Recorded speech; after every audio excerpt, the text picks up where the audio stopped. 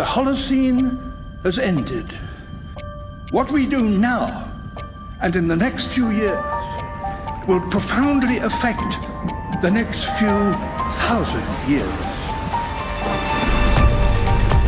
The only conditions modern humans have ever known so far are changing, and changing fast. Nothing stays the same on this planet. Everything changes.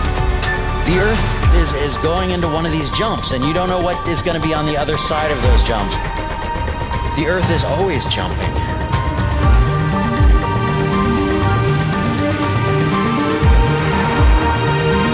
Things move on this planet.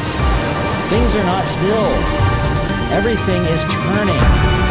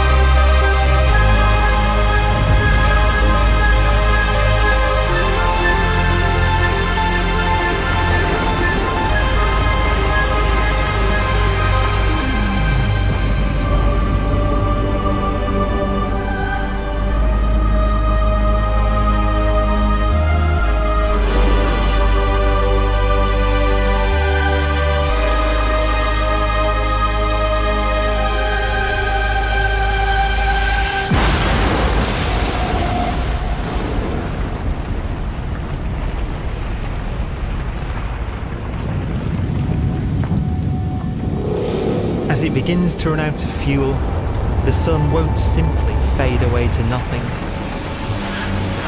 Its core will collapse, and the extra heat this generates will cause its outer layers to expand.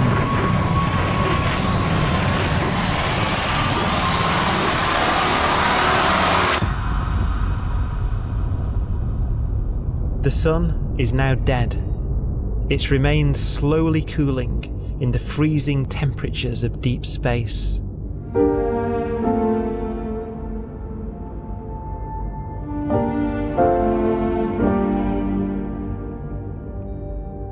The fate of the sun is the same as for all stars. One day, they must all eventually die, and the cosmos will be plunged into eternal night. All stars eventually will run out of fuel. The temperature of the universe drops. The stars, one by one, in the night sky, will turn off. And there'll be no more new stars created. And so that the universe will end not with a bang, but with a whimper. And not in fire, but in ice.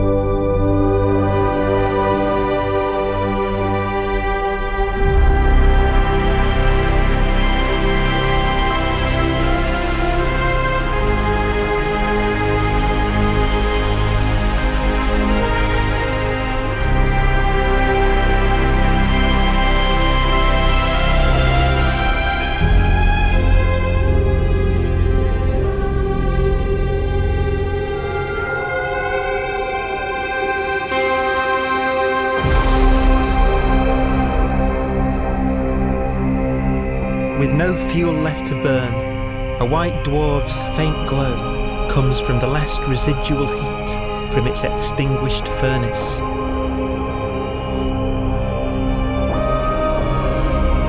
Looking at it from where the Earth is now, it would only generate the same amount of light as the full moon on a clear night.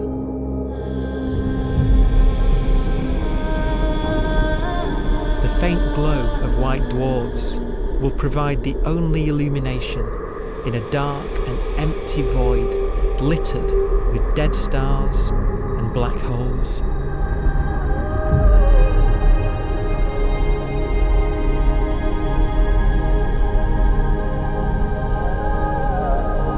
in some ways, it's kind of a ghost universe. It's the corpses, the zombie stars, that will take us into the future.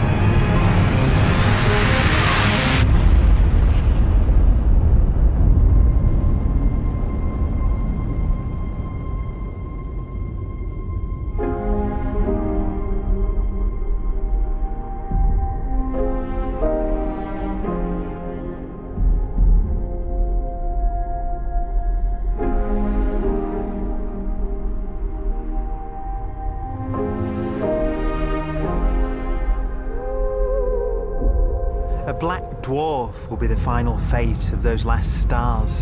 White dwarfs that have become so cold that they barely emit any more heat or light.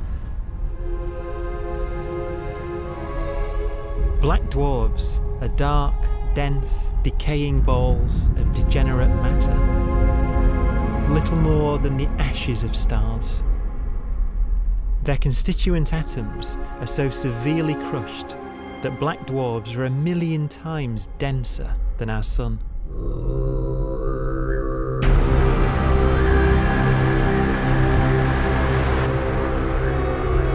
Stars take so long to reach this point, we believe there are currently no black dwarfs in the universe.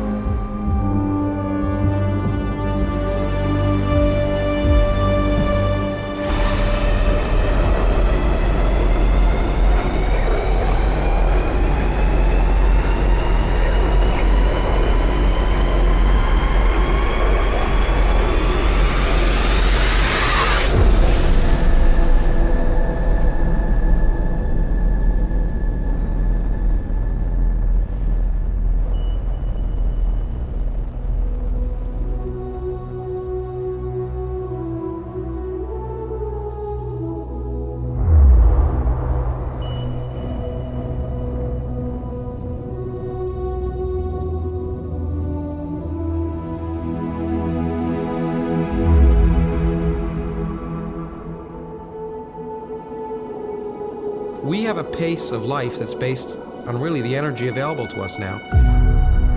You could imagine living conscious systems which have a very different pace and therefore can extend out at least a lot farther than you'd imagine otherwise.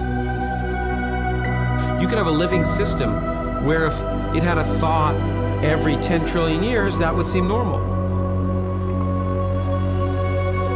Even if our life dies out, one could imagine at some time arbitrarily far in the future, a fluctuation occurs which allows intelligent life to exist again for a little while.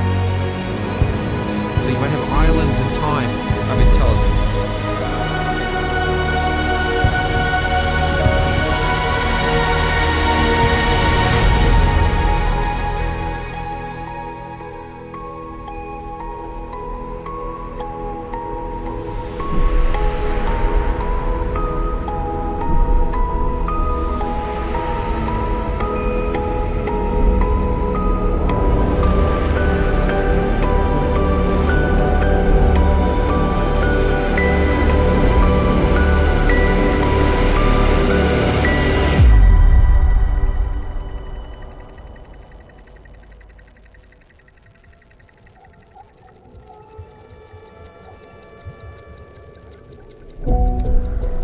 Proton, one of the fundamental building blocks of atomic matter, of what makes us up, can just spontaneously fall apart. Any material that evades the pull of a black hole eventually dies away as its protons disintegrate.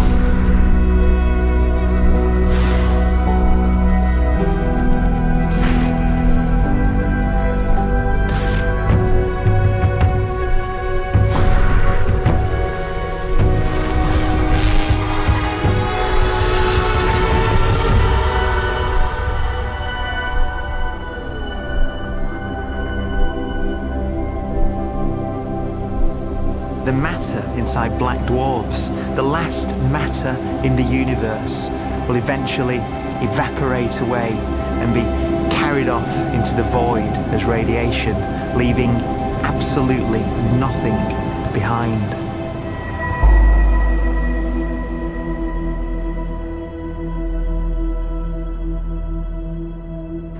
With the black dwarfs gone, there won't be a single atom of matter left. All that will remain of our once rich cosmos will be particles of light and black holes.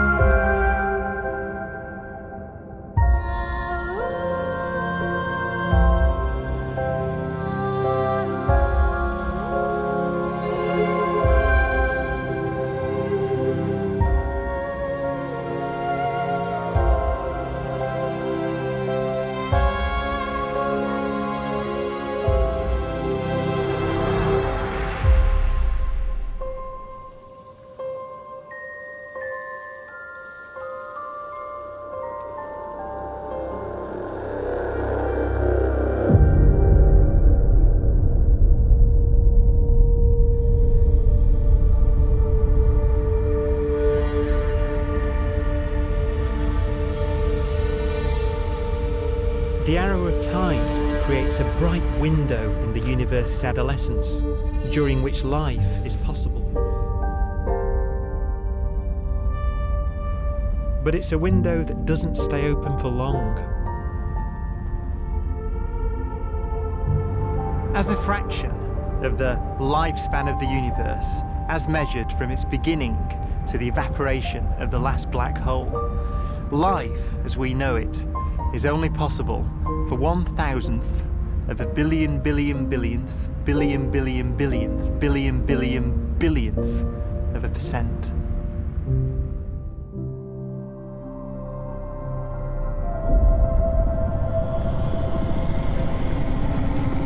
Black holes become the fundamental building block of the universe. A galaxy will basically be a supermassive black hole in a center with smaller black holes orbiting it. Zombie galaxies filled with black holes continue to evolve. They'll eat each other and they'll get bigger, and maybe they'll fall into the supermassive black hole and it'll get bigger. The universe will still be an exciting, dynamic place. It's just that the timescales you're talking about are now trillions of years instead of thousands or millions of years.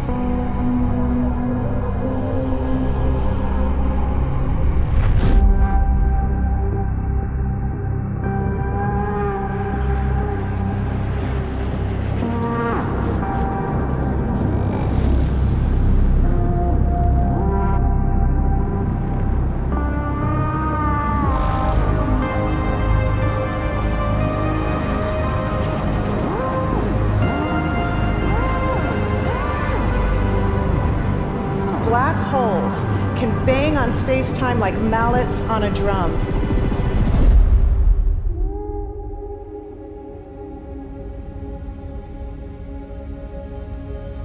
And they have a very characteristic song.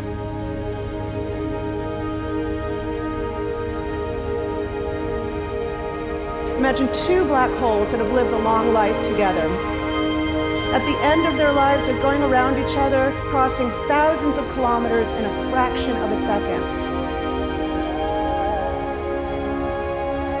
As they do so, they leave behind in their wake a ringing of space, an actual wave on space-time.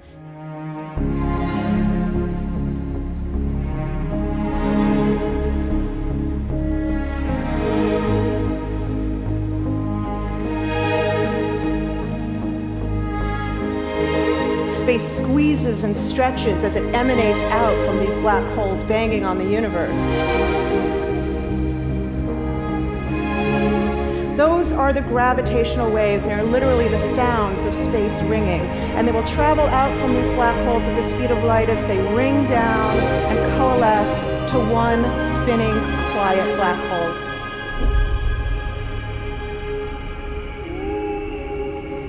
If you were standing near enough, your ear would resonate with the squeezing and stretching of space. You would literally hear the sound.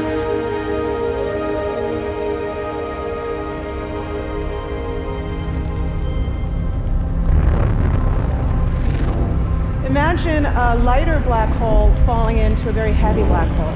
The sound you're hearing is a light black hole banging on space each time it gets close.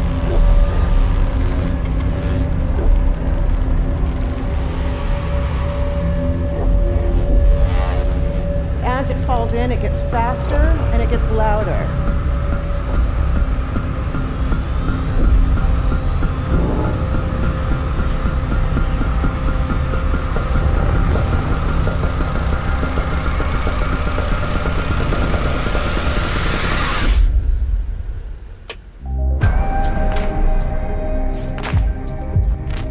Scientists used to think black holes were immortal, but even these will one day die.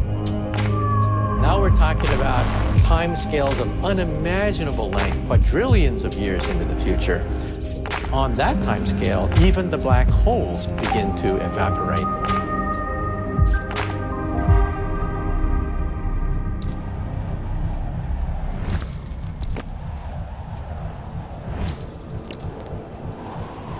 According to quantum mechanics, space is filled with virtual particles, and antiparticles, that are constantly materializing in pairs, separating, coming together again, and annihilating each other.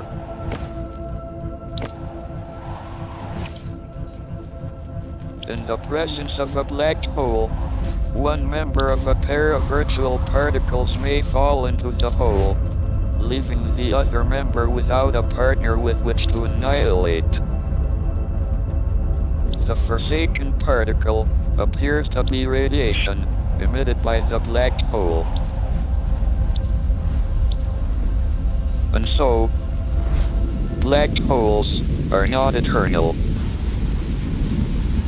They evaporate away at an increasing rate until they vanish in a gigantic explosion.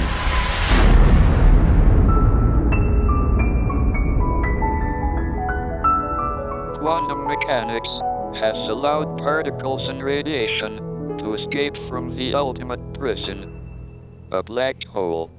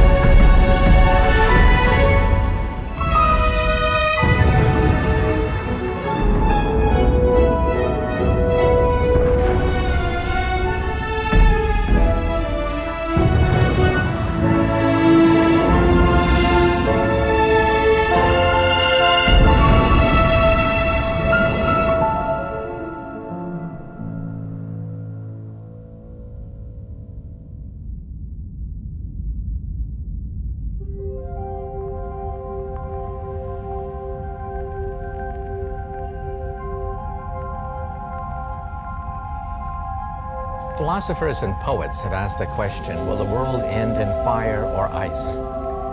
We can now give an answer. The latest evidence shows that the universe is not slowing down, but it's speeding up out of control. And the universe, we think, will die in ice. Trillions upon trillions of years from now.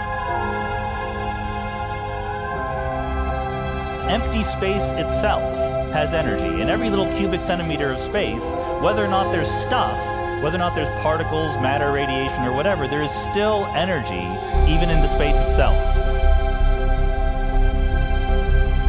And this energy, according to Einstein, exerts a push on the universe. What is the weird stuff that's accelerating the universe? We call it dark energy.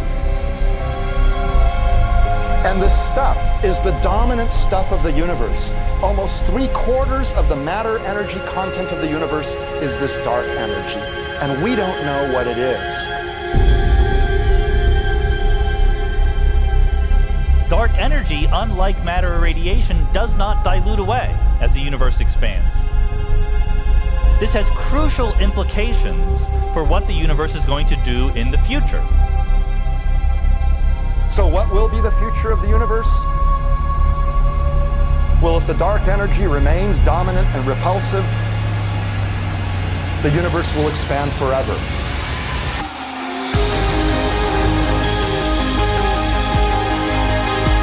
Faster and faster and faster with time. A runaway universe.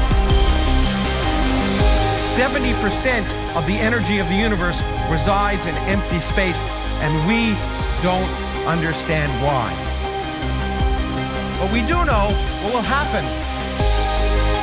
If that energy continues to be there, the universe will become cold and dark and empty. That's the future as it might be. We don't know because we don't yet understand the nature of dark energy. Until we do, we won't know the future. We won't even understand our own origins, and that's why we want to know and study this subject.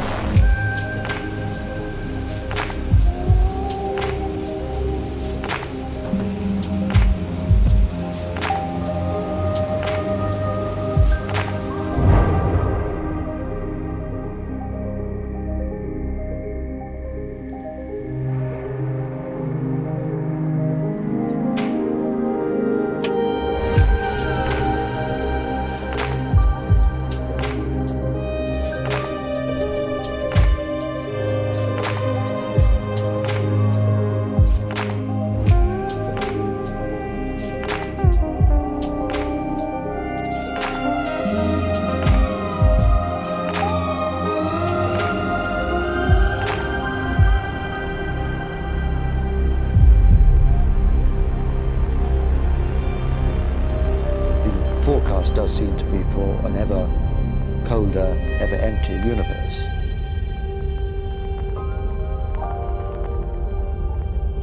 But then, of course, we have to ask, could that end lead to a new beginning?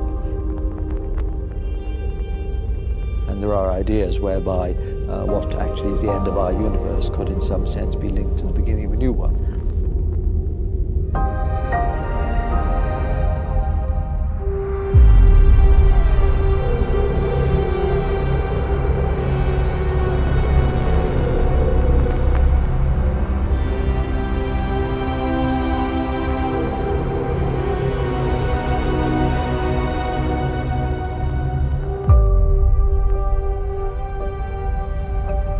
We've worked out the mathematics, the equations. They seem to say that if you have an atom smasher that can concentrate tremendous amounts of energy at a single point, you can perhaps open up a gateway, a baby universe.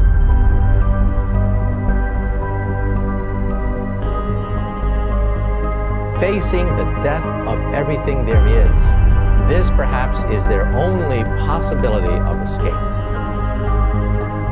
And this also raises a very intriguing possibility, sheer speculation of course, that perhaps any universe that has intelligent life in it will create baby universes, will create lifeboats, and proliferate child universes. So an evolution may take among universes in the multiverse. Survival of the fittest may take place. So those universes which do not have intelligent life are infertile. They have no children. But those universes that have mild temperatures, stars like us, would create civilizations that could open up child universes, and they would then proliferate.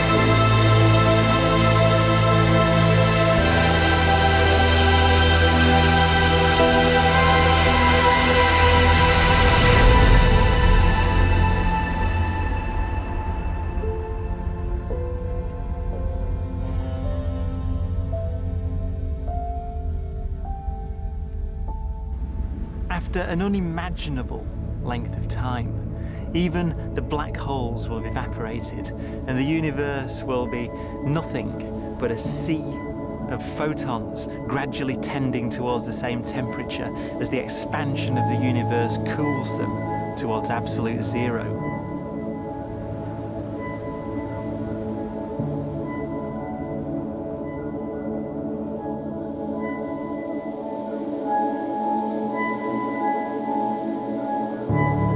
Once the very last remnants of the very last stars have finally decayed away to nothing, and everything reaches the same temperature, the story of the universe finally comes to an end.